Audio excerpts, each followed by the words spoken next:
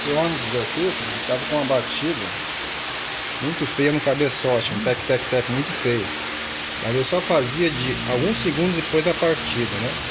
Então, finalizando, procurando aqui, localizamos isso aqui, ó. Válvula do canister, certo? Se o seu cabeçote dá uma batida alguns segundos depois da partida, vai nela, ó. Qualquer coisa pede para o mecânico desconectar aqui. Essa é a válvula, não precisa fazer cabeçote, não precisa fazer motor. Válvula do canister, tá uma média de R$150 aí, você troca e resolve o batido do motor, ó. Cabeçote, cuidado, né? Vai fazer motor aí à toa.